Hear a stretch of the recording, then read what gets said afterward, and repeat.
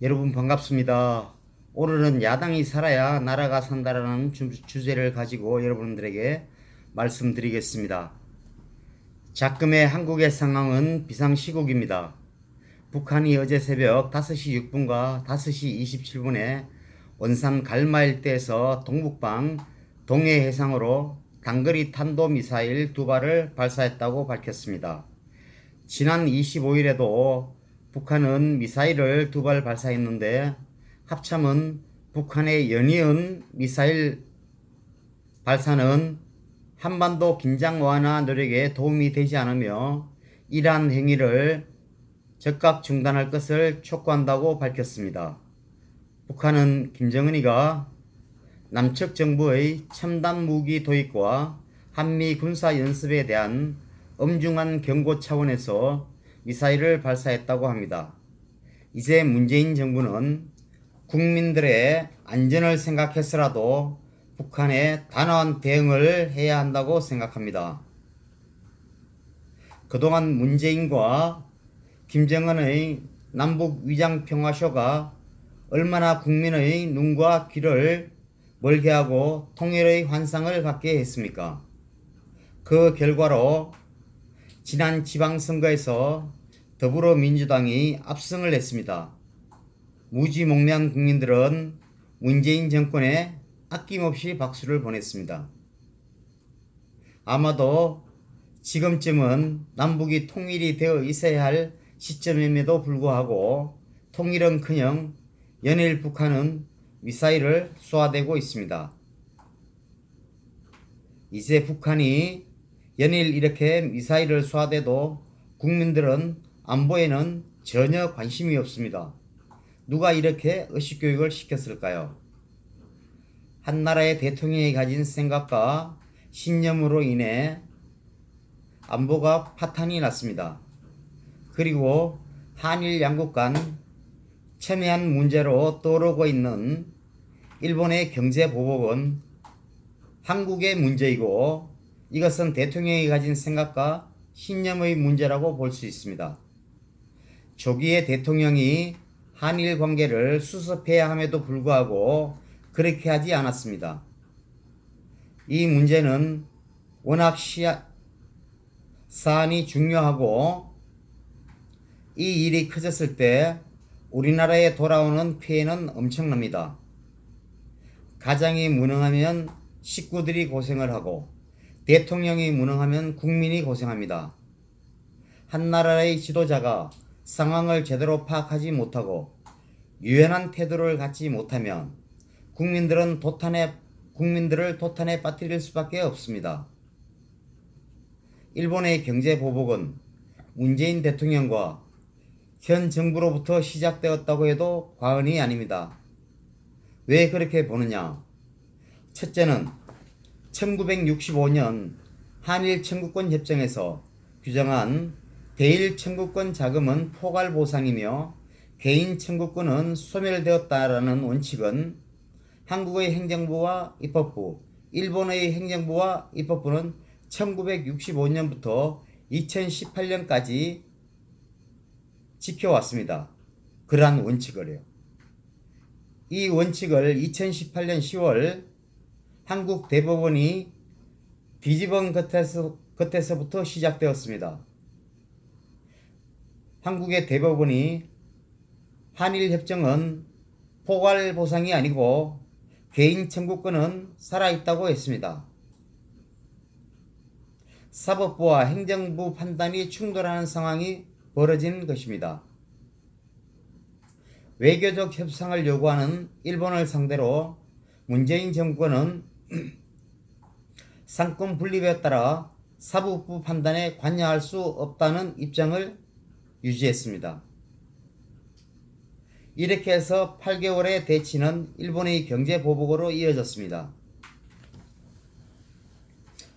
두 번째는 박근혜 정부 때인 2015년 12월에 어렵게 타결된 종군 위안부 합의문을 문재인 정부가 파기해 버렸습니다. 아베 총리가 정치적 리스크를 부담하면서도 국가 예산으로 10억 엔을 출원한 화해치유재단조차 해산해 버렸습니다. 그러므로 아베 총리 입장에서는 문재인에 대한 사적인 감정이 깊을 수밖에 없습니다. 믿을 수 없는 사람이구나 이렇게 생각할 수밖에 없습니다. 이 두 가지가 일본의 경제보복 사태를 일으킨 겁니다.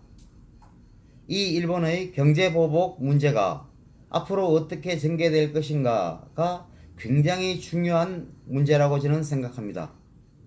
지금 일본은 이기는 전쟁을 하고 있습니다.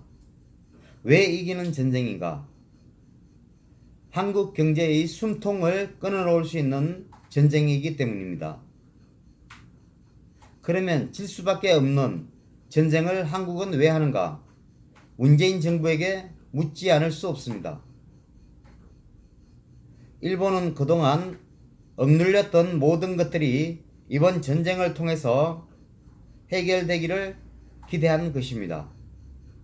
일본 입장에서는 그동안 한국에게 정말 잘 해줬는데 중국에게는 꼼짝도 못하면서 왜 일본에게는 늘 함부로 대하는가 이런 생각이 들었을 것입니다.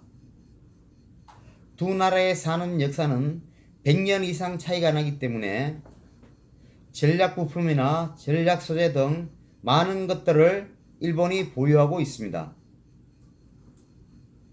한국의 공장들이 서고 현장에서 아우성이 진동할 때까지 문재인 대통령이 기존의 입장에서 한 발짝도 움직이지 않을지는 두고 봐야 할 것입니다. 이번 사건은 적폐청산,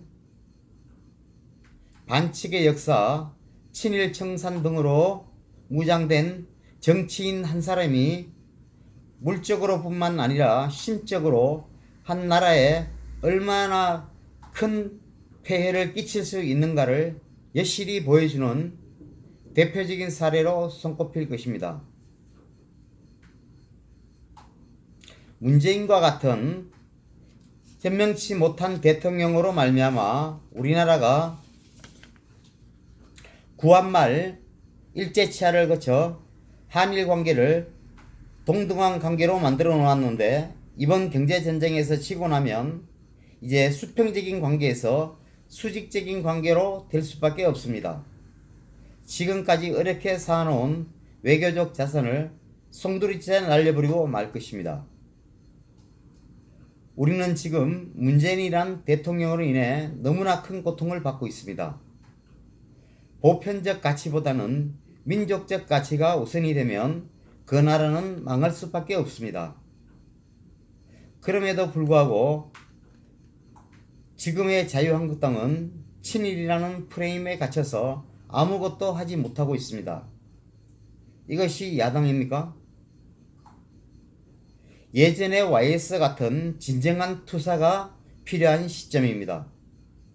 황교안 대표를 둘러싸고 있는 친박들의 장막을 걷어내지 않고서는 다음 총선도 기약할 수 없습니다. 야당은 싸워야 할 때 죽음을 무릅쓰고 싸워야 합니다. 그래야 국민의 지지를 얻을 수 있습니다. 지금과 같은 황교안 대표의 행보는 야당답지 못합니다. 그렇게 해서는 정권을 절대 되찾아올 수 없습니다. 정치는 기싸움입니다. 선제적으로 이슈를 만들어 가야 합니다. 그 중심에 설 수 있는 자가 대통령이 될 수 있습니다.